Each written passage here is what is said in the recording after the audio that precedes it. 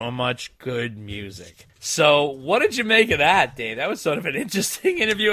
I got to be honest with you. I can't understand how Gary would have been utilized in the Kitchen Sink tour. Here you have two iconic lead singers, each with a huge catalog of hits. What was Gary going to do? I mean, play Fire in the Hole? I mean, it seems a little bit awkward. I still don't believe that Roth would have agreed to tour with Sammy. I think the Kitchen Sink idea is exactly what I said, an idea. I know that in 2019 they were talking about reuniting the original Van Halen. I don't remember Sam or Gary being involved. The idea that Wolf said is one thing. Him saying that to us. What do you think of this? It was an idea. It was a great idea. But getting it implemented, right. Good luck. But because your biggest roadblock is Roth. That's number one. Oh, Is sure. he even going to sing with anybody else, right? That's number one. Number two, Gary will go if you pay him a lot of money to come out there and sing one song. What is it? But I don't even understand how that even works. So you're doing this huge show. You're going back and forth with Sam and Dave, and they're playing all the different hits, and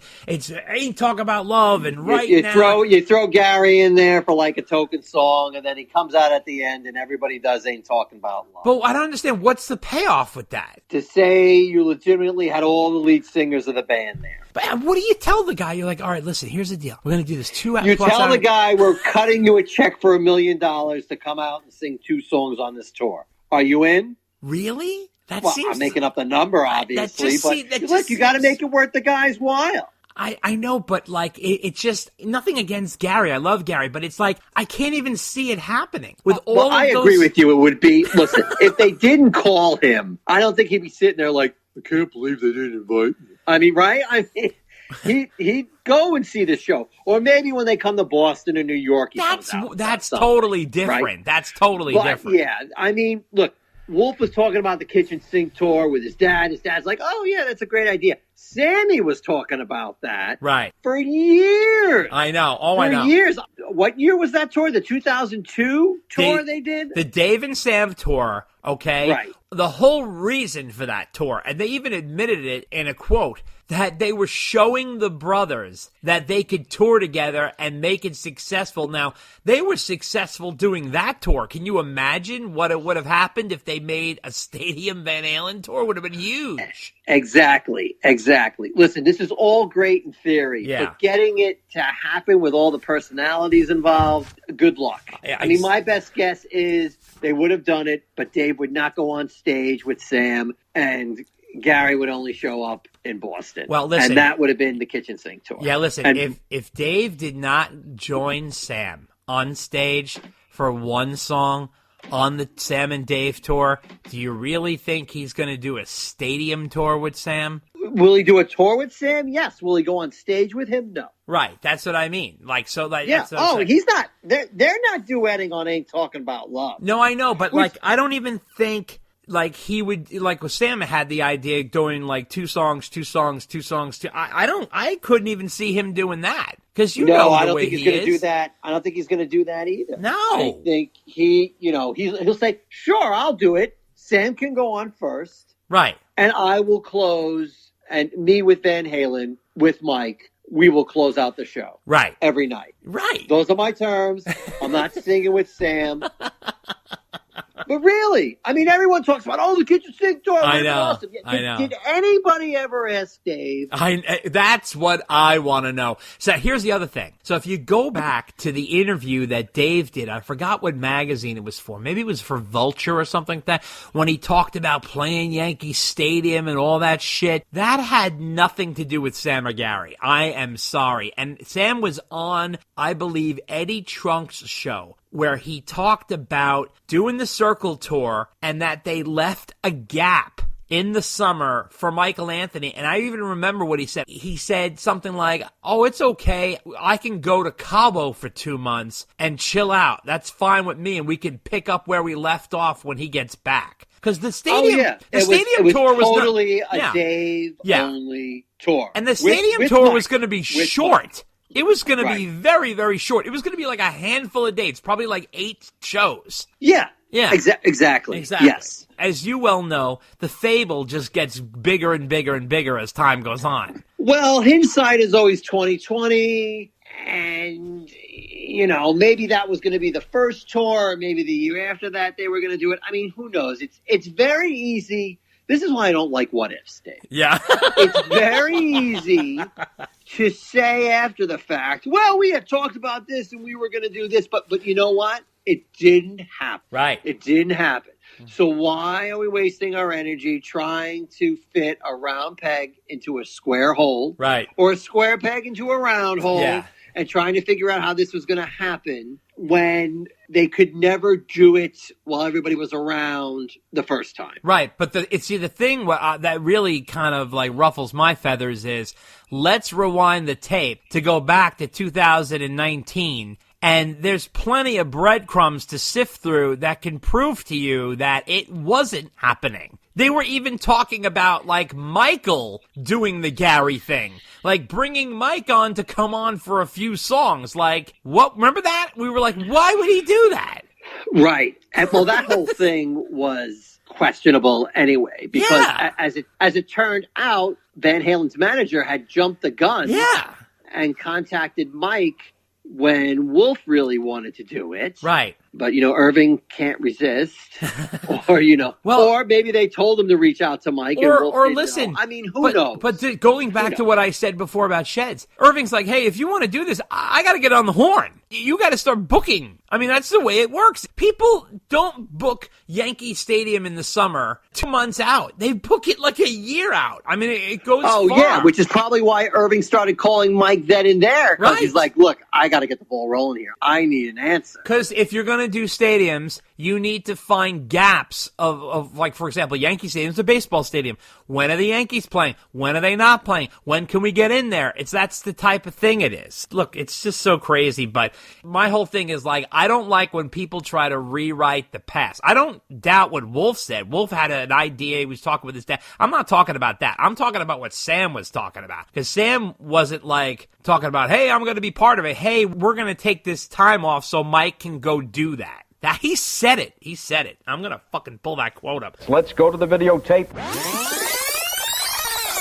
Michael, you put out a statement about the Van Halen thing. There's nothing happening, right? It's at least this year. At this point, yes. There's nothing happening. Nothing happening. So you're clear and locked in with Sammy and clear sailing for this year. We're locked in anyway. Sammy was gracious enough to part the waves here if something were to happen, but which he said on my show, I go straight to Cabo, put my feet in the sand till Mikey's done, and we go back to work. Do you get a ticket to go to the show, Sam? Oh, I'd go see it. You'd go? Yeah. Oh, I can get him backstage. You get him in? I get him backstage. Bingo.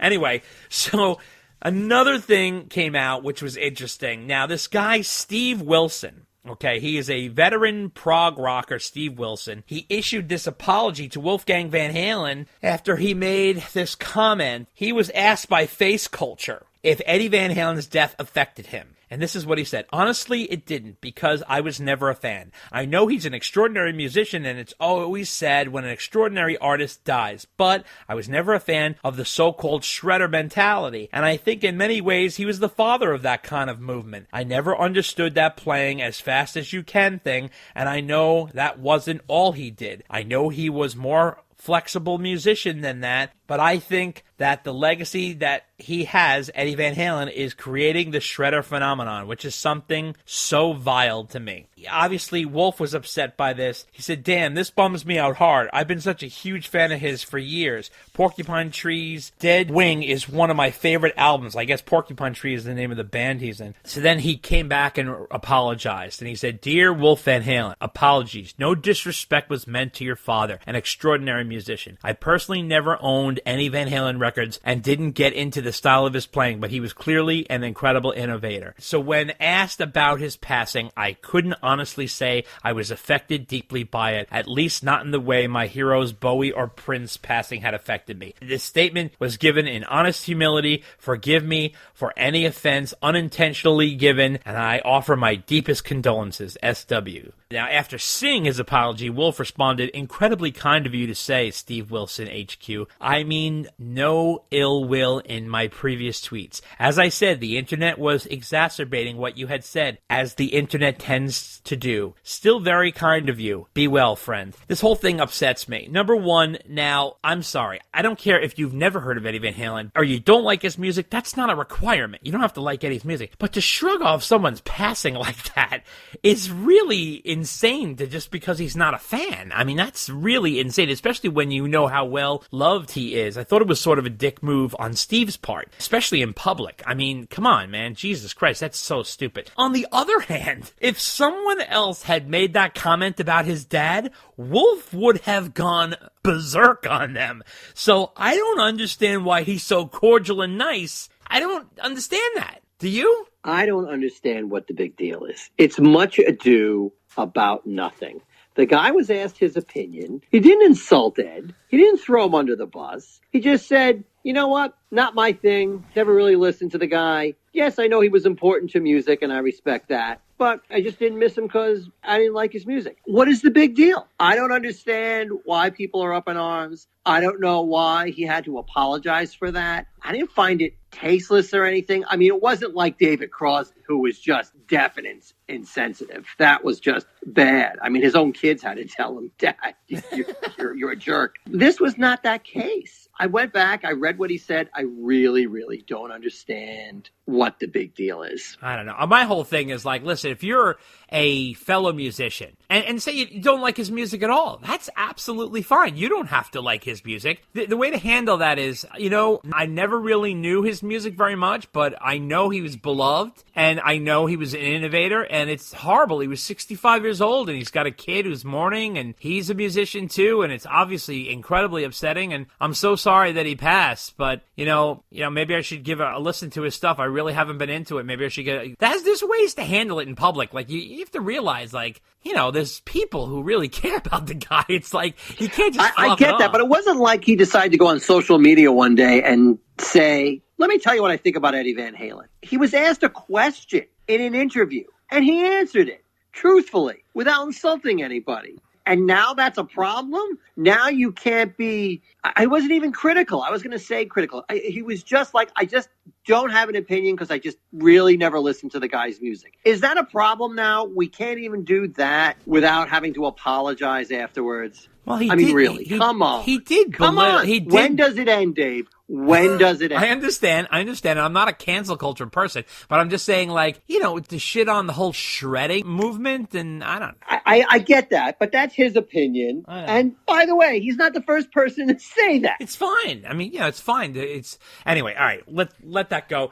Move on to better pastures. Oh, you're going to let it go now. Oh, well, okay. You want to get into it? Listen, what did you? Let me ask you this though: if someone else said that, don't you think Wolf would have gone down their throat a little more? But he didn't. He didn't even know. I think the hurtful thing for Wolf is that he looked up to the guy so much, and he was like, oh, man, that hurts. I love this guy's music so much, and he just really doesn't give a damn about what my father did. And he really thinks my dad's legacy is shredding. But the guy even said that Eddie was more than that. He did say that. And really, it's true. He's not lying. I mean, Ed's legacy, there were a bunch of people trying to play like Ed who could play really well and really fast, but they just didn't have what Eddie had. So, I don't understand what the... Well, I think, I think it's Ed's perception to the average human, not us. But the average human, they think, oh, he's an amazing fast guitar player. Like, if you ask someone, just an average person on the street, right, who's not like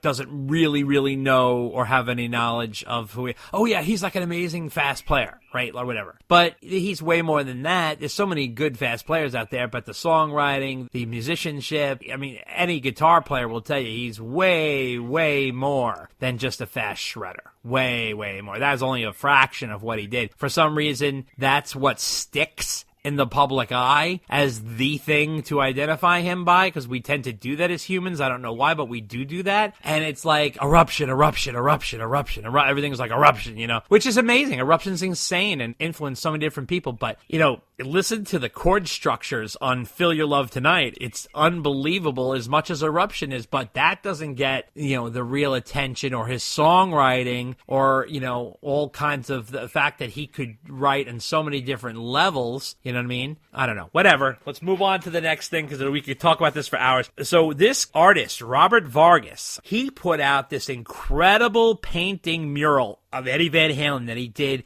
outside the Guitar Center in Hollywood, California. Oh my God, is this amazing? And he unveiled it on Eddie's birthday, January 26th. Vargas is a contemporary artist, and he does